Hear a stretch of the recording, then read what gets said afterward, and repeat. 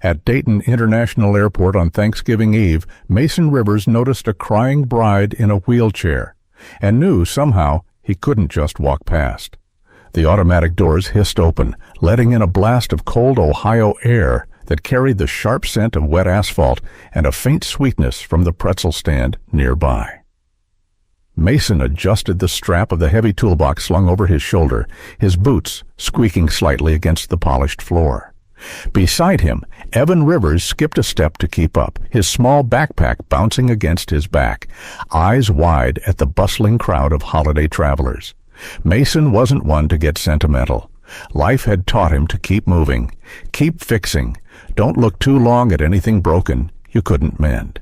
Yet today, amid the sea of winter coats and rolling suitcases, something made him stop. Maybe it was that old belief of his, the one he hadn't dared say aloud in years. Some people don't just pass by your life.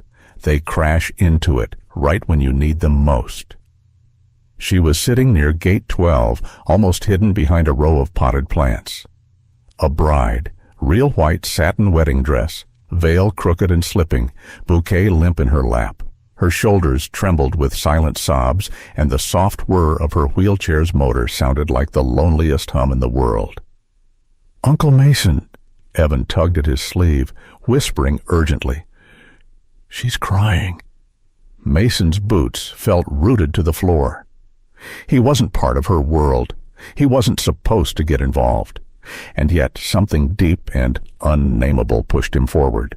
Setting down the toolbox carefully, he knelt down beside her. The scent of cinnamon sugar drifted around them, oddly out of place against the heavy air between them. "You are the miracle of my life," Mason said quietly, the words coming out before he had a chance to doubt them. The woman looked up sharply, startled. Her makeup was smudged, her eyes bloodshot, but they held a fierce dignity, as if daring him to pity her. Mason didn't. He simply stayed there, on one knee, like she was the only person in the world who mattered. Autumn Hale didn't know whether to cry harder or shove him away. Instinct told her to distrust kindness. It had been weaponized too many times before. But this man, rough around the edges, with a kindness so raw it almost hurt to look at, wasn't asking for anything. Before she could say a word, Evan approached shyly, holding out a slightly squished candy bar with two hands. "It's peanut butter," he said solemnly. "It helps when you feel bad. At least, it helps me." The candy bar wobbled in his grasp, and for a fleeting second, Autumn almost laughed. Almost. Her hand, trembling slightly, reached out and accepted it. The wrapper crinkled under her touch, grounding her in the present. Mason shifted back onto his heels, keeping his voice soft. "Can we sit with you a while?" he asked. No pressure, just a genuine offer from someone who looked like he knew too well what lonely felt like. Autumn's fingers tightened around the boarding pass still clutched in her lap. Her wedding dress, once pristine, was wrinkled and stained with travel grime, a visible echo of dreams that hadn't even made it to the starting line. The clatter of suitcase wheels echoed through the terminal, a reminder that life moved on whether you were ready or not. For a long moment, she said nothing. Then, her voice barely above a whisper, trembling with exhaustion and grief, she spoke the truth she hadn't dared admit until now. I don't have a way home anymore. Healing doesn't start with big promises. Sometimes it starts with a stranger offering you a warm cocoa. The diner tucked into the corner of the airport felt like a forgotten pocket of warmth amid the sterile terminals. Faded paper turkeys dangled from the ceiling vents, their colors dulled by time. Christmas songs drifted from an old jukebox near the counter, a little too early in the season, but no one seemed to mind. The booths were cracked vinyl. The tables bore the faint stains of 1,000 hurried meals, and the scent of frying bacon mixed with fresh coffee wrapped around the three unlikely companions like a threadbare quilt. Mason nudged Evan toward an empty booth, his gaze drifting back to Autumn, who hesitated just inside the entrance. Pride stiffened her spine, but loneliness clung to her like mist. She steeled herself, pushing her chair forward with quiet determination. From behind the counter, a woman with short silver hair and the easy confidence of someone who'd seen it all wiped her hands on a dish towel and approached them. Betty Saunders gave a once-over that was less judgment and more maternal assessment. "No charge for broken hearts today," Betty said, sliding 3 steaming mugs of cocoa onto the table before they could order. Her laughter boomed over the clink of coffee cups nearby, and for the first time, Autumn felt the tight coil in her chest loosen, just a little. Evan cradled his cocoa like it was the greatest treasure he'd ever been given. Mason wrapped his calloused hands around his own mug, letting the warmth seep into him. Across the table, Autumn's fingers hovered over hers before she finally lifted it, the smell of chocolate and cinnamon somehow more overwhelming than the noise of the airport. Evan sipped loudly, then looked up at Mason with wide, concerned eyes. "Do you think she forgot how to fly?" Mason didn't answer. He watched Autumn instead, saw the way her eyes tightened at the corners. After a long pause, she set the mug down carefully. "I was supposed to get married today," she said, her voice brittle. "We were going to elope. Big adventure. Start fresh, somewhere new." She laughed without humor. "He changed his mind somewhere between security and Gate 12. Mason leaned back, the chair creaking under his weight. "Some people," he said slowly, "don't know a treasure, even when they're holding it." Autumn shrugged like it didn't matter, but her hands trembled slightly as she tried to sip her cocoa again. "You're not the only one carrying more than you should," Mason added after a beat. "Lost my brother 6 years ago. Been raising this wild thing ever since." He jerked his thumb toward Evan, who grinned, unfazed. Without a word, Evan tore a napkin from the dispenser and, with the intense focus only kids can manage, began folding it clumsily. After a few minutes of huffing and tugging, he presented Autumn with a crooked but earnest paper turkey.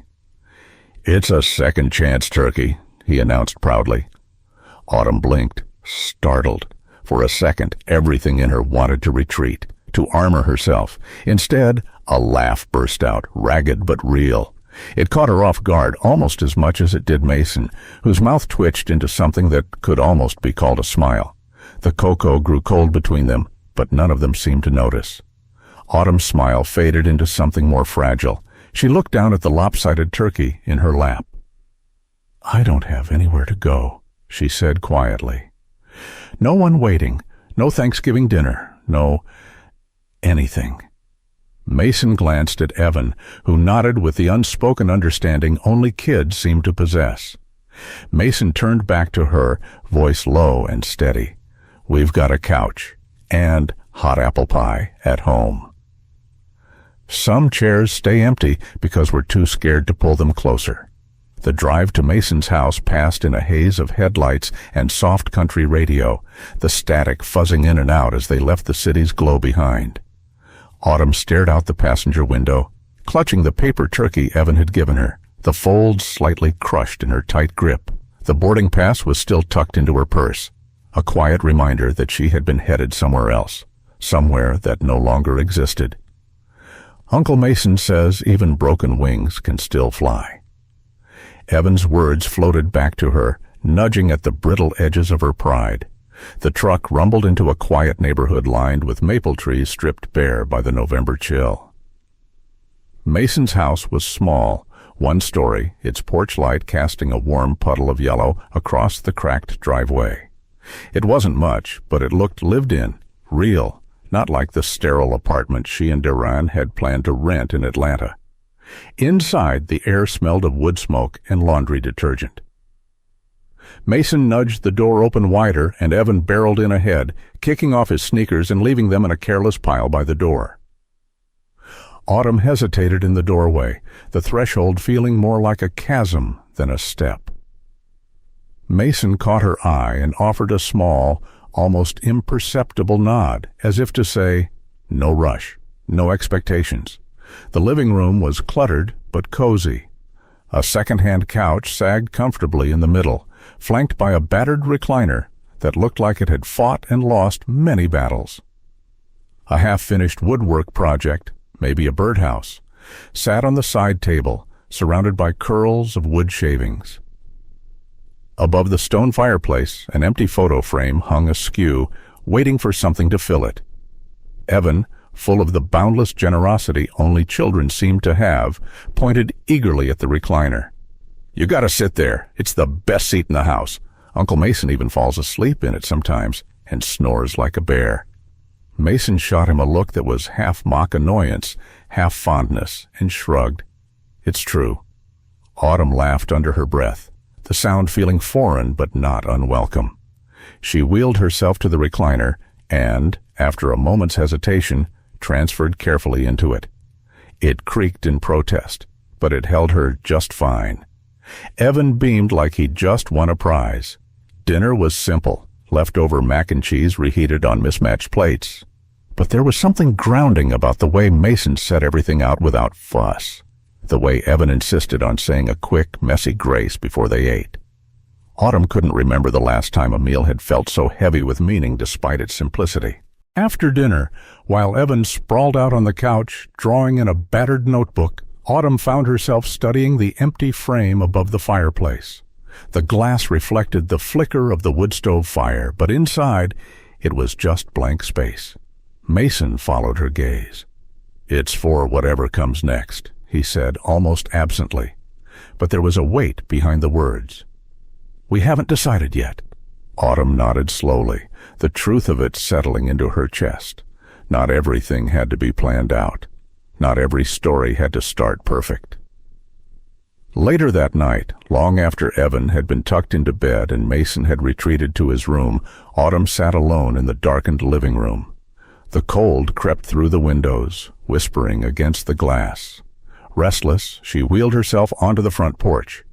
The stars overhead shimmered cold and far away, but somehow comforting in their vastness.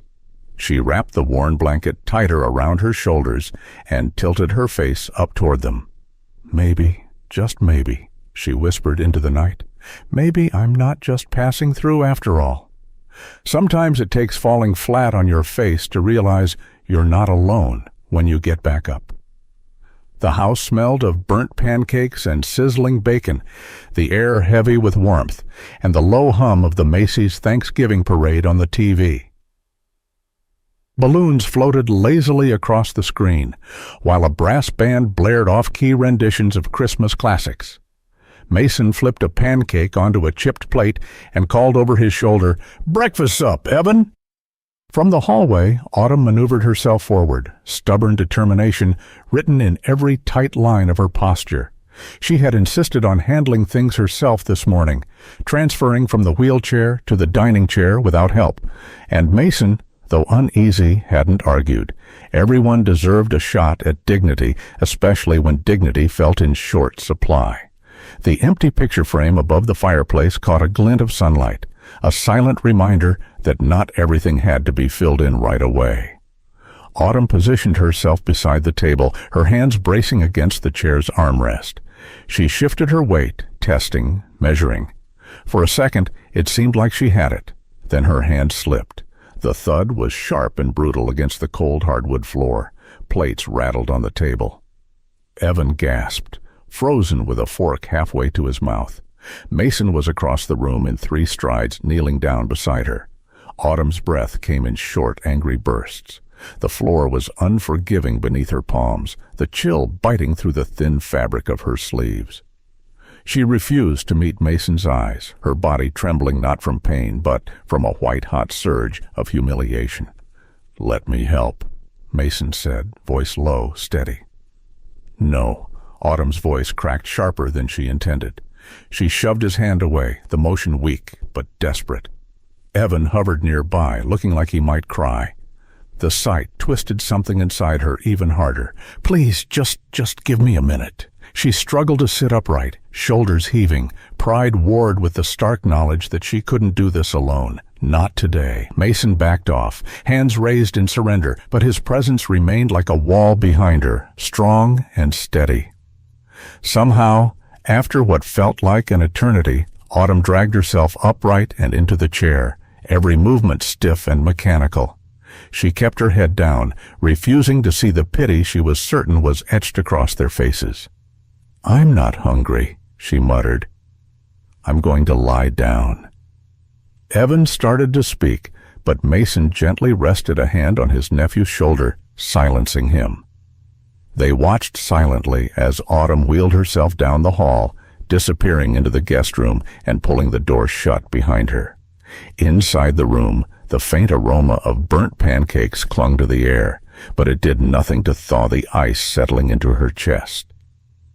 Autumn buried her face in her hands, shame burning hotter than any physical bruise. She hated feeling weak, hated needing anyone. A light scuffle sounded outside the door, then a small shadow blocked the thin sliver of light at the bottom. Something soft slid through, a crumpled shape that bumped gently against her shoe. Autumn wiped at her eyes and leaned forward. It was the paper turkey Evan had made, the folds even more battered now, but somehow more precious for it. Through the door, Evan's voice came, soft and certain. "You can't mess up being loved." The silence that followed was thick and aching, but it wasn't empty, it was full. Full of every word she hadn't known how to ask for, every kindness she hadn't dared believe she deserved. Autumn clutched the origami turkey to her chest, the napkin edges scratchy against her fingertips. She breathed in, shaky but deep, feeling the cold hardwood press against the soles of her feet through the thin socks Mason had left folded on the dresser. Maybe love isn't earned by walking straight. Miracles don't come pounding on your door. Sometimes they slip in through the cracks. The morning sun struggled against a heavy, overcast sky as Mason knocked lightly on the guest room door. No pressure, no hurry, just the soft scrape of knuckles against wood. On the other side, Autumn sat cross-legged on the bed, the second chance turkey perched beside her on the blanket like a silent ally. "Hey," Mason said through the door, his voice warm. "We're heading to Betty's Diner, community lunch, no expectations, just food, coffee, and folks talking too loud. Come as you are, wheels and all." For a long moment, Autumn said nothing. She stared at the worn turkey, at the faint scuff marks on the floor, at the small, imperfect signs of a home lived in without apology. Evan's words floated back to her. Second chances don't look perfect. They look like trying again. Autumn inhaled slowly, bracing herself against the tangle of pride and fear. Then she rolled toward the door. Betty's Diner bustled with the kind of noise that felt like a heartbeat. Booths overflowed with regulars, farmers in flannel, retired teachers, families who looked like they'd been coming here every Thanksgiving since forever. Soft country music played low from the old jukebox, and the smell of pumpkin pie and brewed coffee wrapped itself around everyone who stepped inside. The diner was strung up with multicolored Christmas lights, too early for the season, but no one seemed to mind. Betty, wearing a turkey print apron and a grin that could melt permafrost, spotted them immediately. "Well, if it isn't the Thanksgiving cavalry," she boomed, wiping her hands on a towel before bustling over. She crouched slightly to meet Autumn's eyes. No awkwardness, no pity, just a wide, genuine welcome. "We saved you a spot, best view in the house, right next to the pie table." Autumn found herself smiling despite the lump in her throat. Betty led them to a table already half occupied by a couple of town regulars swapping stories about Thanksgivings long past. No one stared, no one flinched. They just made room, sliding chairs aside without ceremony. Evan, bouncing on his heels, tugged at Autumn's sleeve. "There's a Wishbone contest. Winner gets the first slice of pie." Autumn hesitated. She could already feel the excuse forming. Too tired, too awkward, too exposed. But Evan's hopeful grin was a force stronger than any fear she could muster. She nodded. Mason handed her the smaller end of the brittle wishbone. "Ready?" The diner hushed slightly as Betty counted down from 3, drawing playful cheers. Autumn tugged, the bone snapping neatly in her hand. She blinked, startled. She had won. "You gotta make a wish," Evan insisted. Autumn closed her eyes briefly, the noise and smells of the diner folding around her like a warm quilt. She didn't say it aloud, but the wish bloomed full in her chest anyway. not to rewind time, not to fix what had broken, but maybe, just maybe, to build something new. Later, she sat quietly, watching Mason and Evan laugh with a farmer's wife about burnt stuffing and too early Christmas songs. They belonged here in a way that had nothing to do with bloodlines or paperwork. A family born not from perfection, but from showing up, messy and real. Mason turned to her, his eyes crinkling at the corners. "What did you wish for?" he asked, his voice casual, but touched with something more. Autumn smiled faintly, feeling the warmth of the room seep into places she thought were frozen forever. "Maybe that I could stay a little longer. You don't stumble into second chances. You choose them." The afternoon air was crisp, swirling dry leaves across Mason's backyard like tiny dancers. The small oak tree near the fence stood bare but proud, its branches reaching out against the pale November sky. Mason, Evan, and Autumn huddled around it, arms full of simple decorations. Paper turkeys, strings of cranberries, bits of fabric tied like tiny flags. Evan skipped ahead, looping a string of colored lights clumsily around the lower branches. Mason chuckled, untangling a knot near the base while Autumn watched, the wind tugging playfully at her sleeves. There was a peace in the messiness of it, a joy that asked for nothing but presence. Evan waved a small box triumphantly. "I made something," he declared. He pulled out a simple wooden frame, rough around the edges but lovingly sanded smooth. Inside was a photo. Betty must have snapped it when they weren't looking. The three of them at the diner, laughing, a smear of whipped cream on Evan's nose, Mason mid-chuckle, and Autumn caught in the middle of a smile so genuine it almost startled her now to see it. Autumn took the frame carefully, fingers tracing the edge. Her wish from the diner, that hesitant hope of belonging, wasn't some distant dream. It was here, unfolding moment by moment, choice by choice. Mason set down a box of decorations and cleared his throat. "I've been thinking," he said, shifting his weight like the words were heavier than the toolbox he usually carried. "The old workshop out back, it's just collecting dust." Autumn raised an eyebrow, smiling slightly. "You could use it," Mason continued, his voice steadier now. "Teach kids. Crafts, maybe some adaptive sports. You've got more to give than you know." The offer hit harder than she expected. She blinked against the sudden sting in her eyes, overwhelmed by the simple, profound truth behind it. Mason didn't see her as someone broken, someone to pity. He saw potential, contribution, life yet to be lived. I'd like that," she managed, the words thick but sure. For the first time in too long, her future didn't look like an endless hallway of closed doors. It looked like an open field, messy and beautiful and full of light. Evan darted over and wrapped his arms around her midsection, the force nearly toppling her. She laughed, steadying both of them as Mason grinned, that familiar, easy smile that had become one of her favorite sights. The last light of the afternoon cast the yard in gold. Leaves rustled overhead, whispering secrets only the brave dared to hear. Mason stepped closer, voice low. "You're not someone we're helping," he said. "You're someone we needed." The words settled deep, anchoring themselves somewhere she hadn't dared let anyone reach for a long time. Later, as they gathered the empty boxes and turned back toward the house, Autumn glanced at the living room window.